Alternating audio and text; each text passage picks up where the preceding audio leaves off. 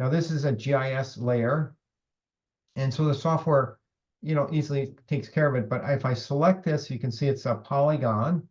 If I go to my data explorer, this allows me to view the data, the attribute data for that GIS layer. So I can come in here. If I scroll down, I can see this is a hydro group code, and that says B soil.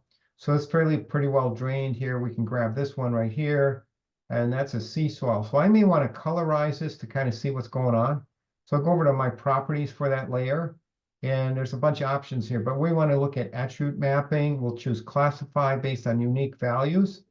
And then we have to select the field we want to look at. So we're going to come in here and look at hydro group code.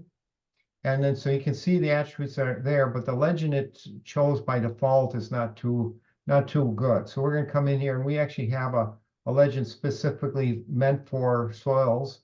So select that, and you can see that mapped in there. And then we'll go and turn on a little legend there as well. Now, you notice there's no D soil. That's just because there's no D soils on that layer. If we had a D soil or CD soil, it would show that in there. Hit OK.